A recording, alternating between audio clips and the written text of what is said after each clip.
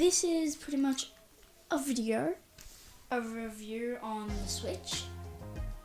Hello. A review on the Switch, a case, my physical games, this Hori controller, Mario Kart wheels, that's not part of it, and the Joy-Con grip, the little protection things that protect you from throwing your Switch across the room. And of course, we're going to start with, well, the Switch. First we're going to talk about eShop, so let's get to it. First you're going to go down to the little handbag and it should say Nintendo eShop. Click on that. Then select your user and it should come up with a loading screen that looks like this. Once it is finally loaded, you can go to either one of the options, but I'm going to go to search. In this case, I'm going to look up Zelda.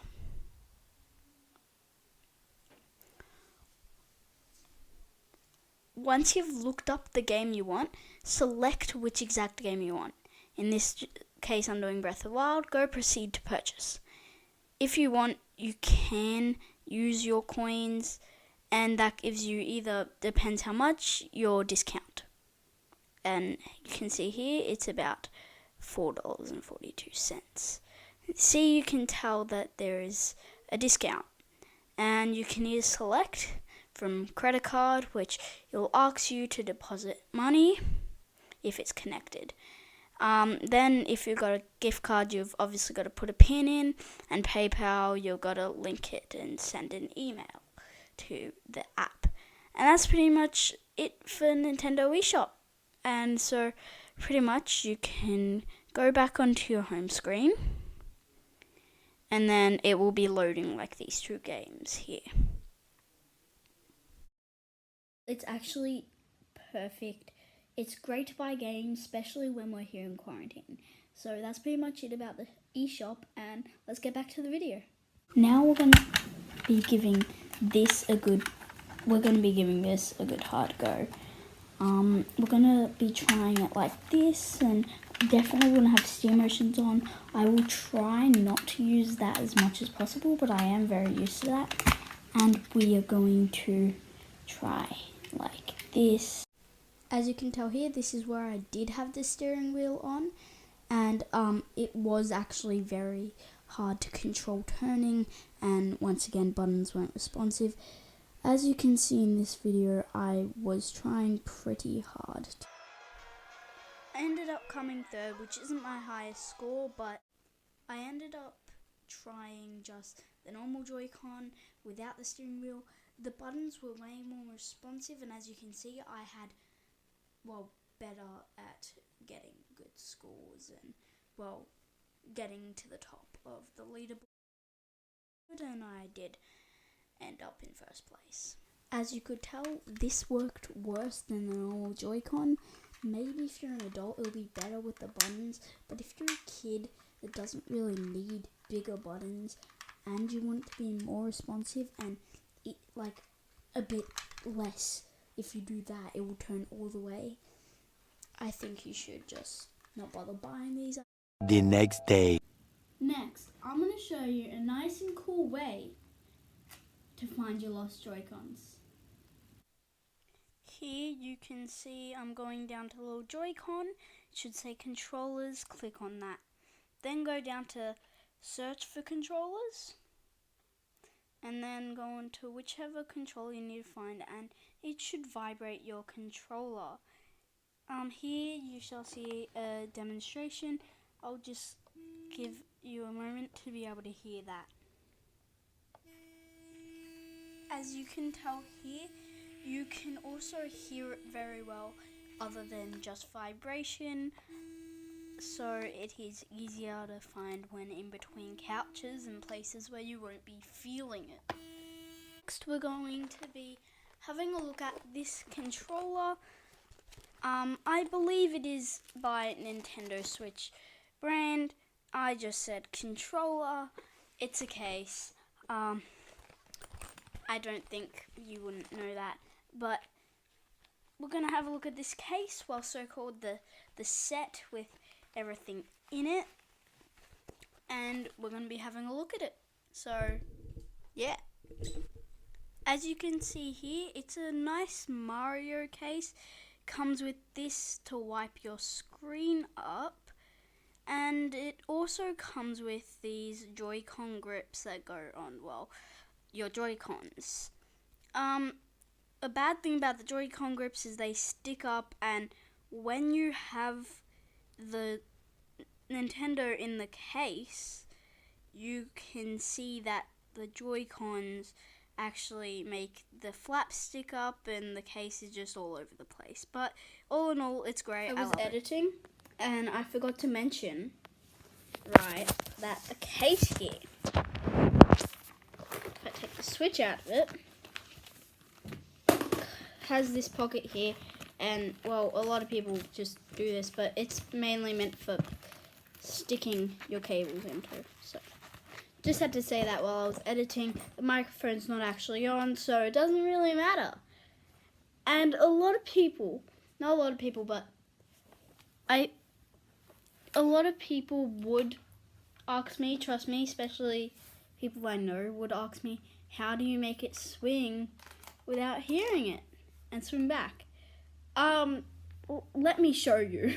It's connected to a chair, a wheelie chair, so it just moves. I'm not kidding.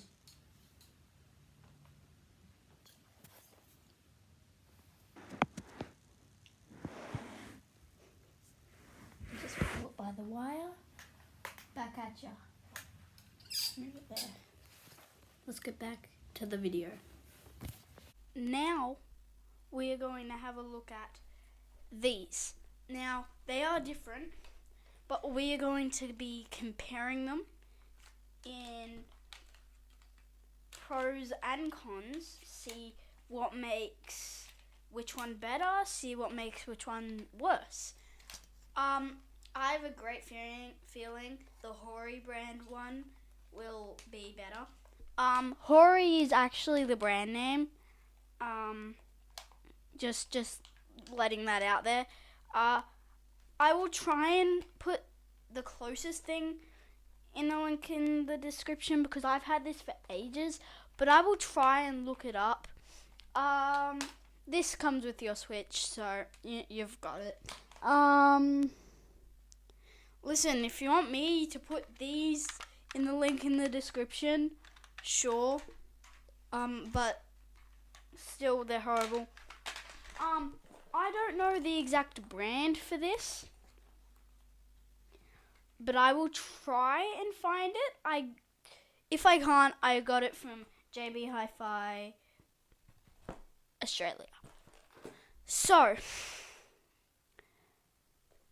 we're going to get into it. And I think after we do that, you've seen enough of Mario, but I think after that we're going to be talking about this game.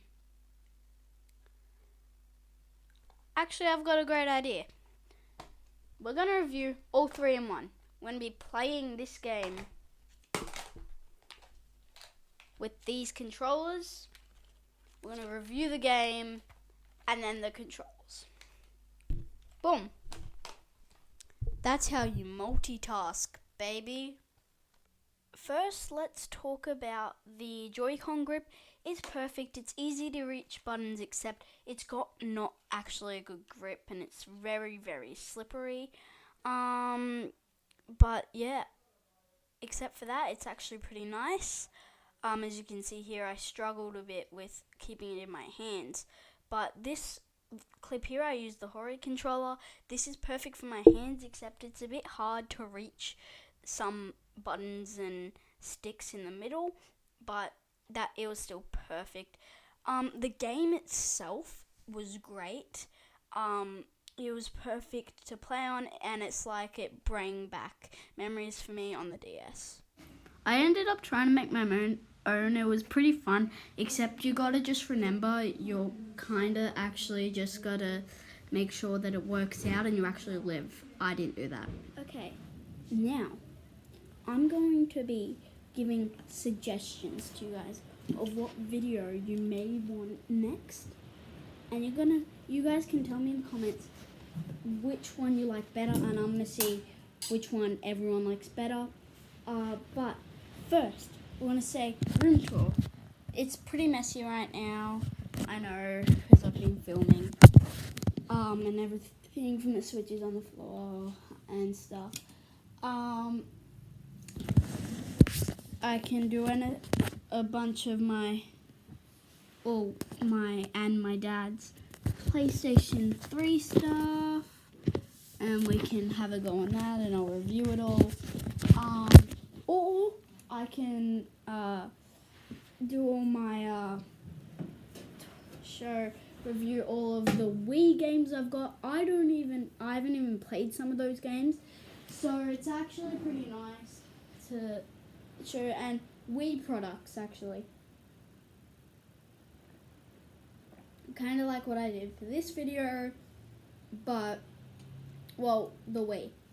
I can show you guys how to hook up your microphone to your iPad. I know I had a lot of trouble with that till I actually found out what to do, so maybe that will help you. But anyways guys, I'll see you next video, and thank you for watching till the end of my very first video. Before I go, just make sure you like and subscribe, and make sure to hit the notification bell. Bye bye now.